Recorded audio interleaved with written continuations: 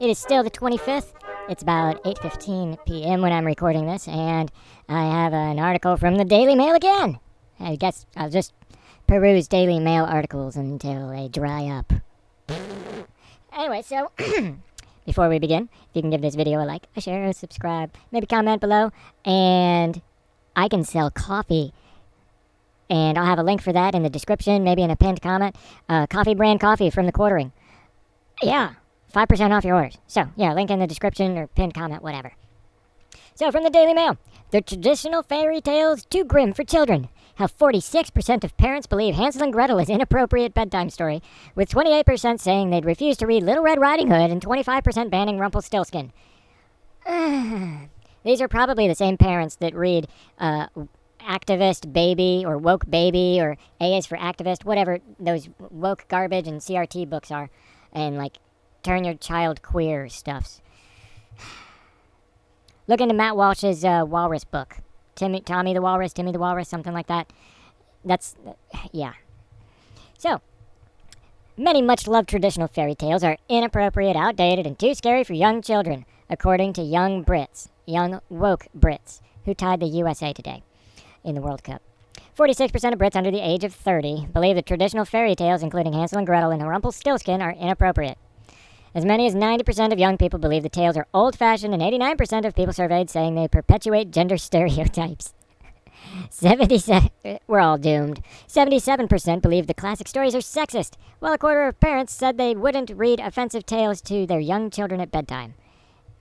Y'all are out of your frickin' minds. Yeah, this is 6 of them, and let's get down to more of the article. All these woke children in England. Hansel and Gretel, a story in which small children roast a cannibalistic witch to death in her oven, was voted the most inappropriate by 46% of people asked. Little Red Riding Hood was next up on the naughty list, with 28% saying the fable of the wolf in the woods was unacceptable. Probably PETA people. It tells the story of a young girl who visits her grandma at her house in the woods, but the wolf ends up eating the helpless grandma in the darker versions of the fairy tale. No mention of the woodsman coming to her rescue. Generation Z didn't like Rumpelstiltskin either, as a quarter of the people asked said it was inappropriate. The cannibalistic imp apparently wants to eat a firstborn baby who he takes from a young girl in exchange for some straw spun into gold. So, how is this different from abortion, y'all? Except for the eating part. I mean, and the girl would pay for the baby to be taken from her. In this story, she doesn't want to get the baby taken from her. Alright, keep going. It's the 3 Little Pigs, really, too? Snow Queen, 3 Little Pigs, and Beauty and the Beast are also under fire, according to the under 30 dozen who serve 2,000 kids. Snow Queen is a dark and mysterious tale with a creepy anti-heroine who wants to freeze a young boy called Kai. That's fine. Okay. That doesn't tell me anything, like, terrible about it. Okay. 3 Little Pigs alludes to attempted murder of the piglets by the big bad wolf, who blows 2 of their houses down.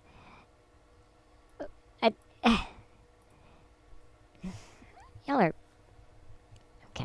Beauty and the Beast has been slammed by parents for a sexist storyline and outdated gender stereotypes. Belle, which means pretty, or beauty, in French, falls in love with an ugly beast who transforms into a handsome prince when the pair kiss. However, some traditional stories remain popular. That's not the whole story. That's a very weak summation of any of these stories. However, some traditional stories remain popular. Cinderella, Sleeping Beauty, and Snow White and the 7 Dwarfs were the most popular and nostalgic tales. They aren't sexist. Some dude rescues Cinderella. The real Sleeping Beauty tale, she was dead. The dwarves stick her in a glass coffin because they thought she was too beautiful to not be able to look upon her. They wept when they saw her dead body. Some dude wanted to kiss her dead corpse. In another story, a king came along and had his way with Snow White while she was in the coffin. This seems like an okay story to y'all? Cinderella is a story about a little girl who's mistreated by some evil women, and eventually... Y'all know the story.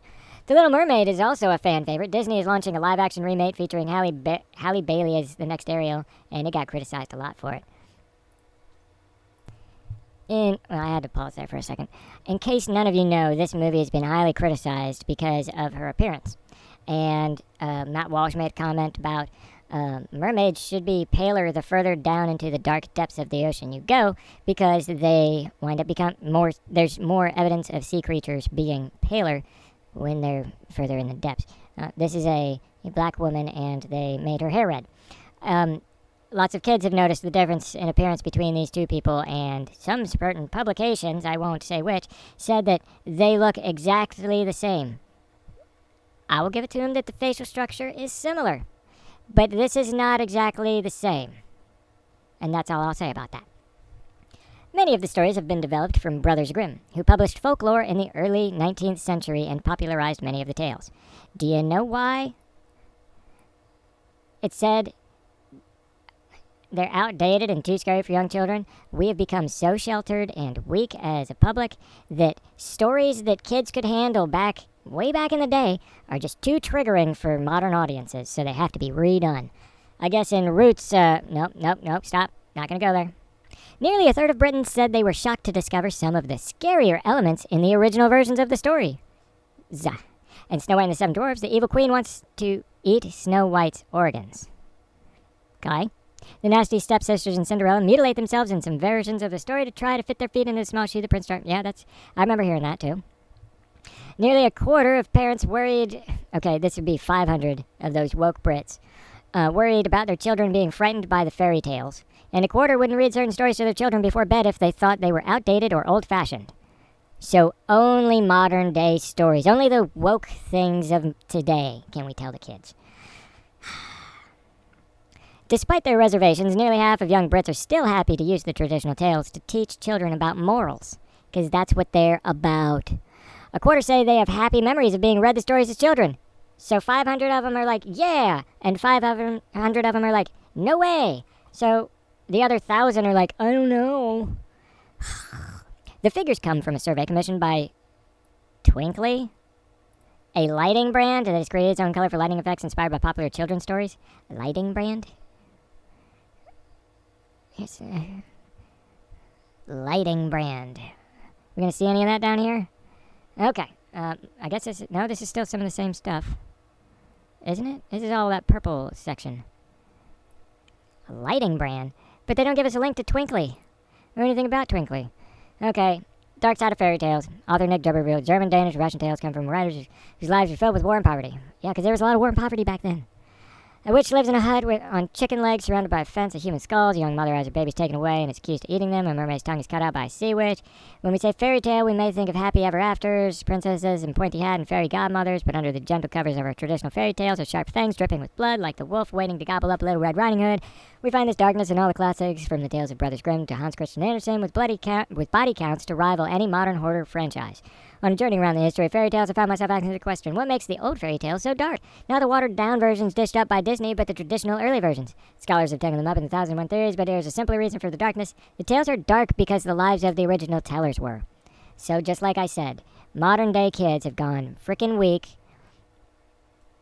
If you fear reading a story to your child, the Bible's older than this. Maybe these parents, these under 30s in Britain, could start reading the Bible to their kids instead of Hansel and Gretel or Little Red Riding Hood or Rumpelstiltskin or the Snow Queen or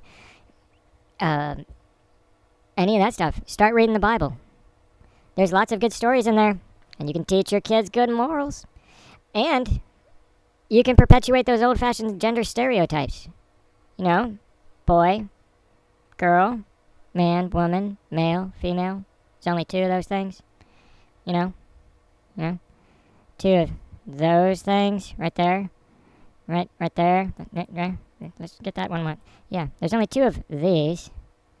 I don't know if I can get away with saying that, you know. Anyway, so, yeah. Start reading your kids the Bible instead of Grimm fairy tales. That's all I gotta say. And quit being such a pansy and read Grimm fairy tales, too. I'm done.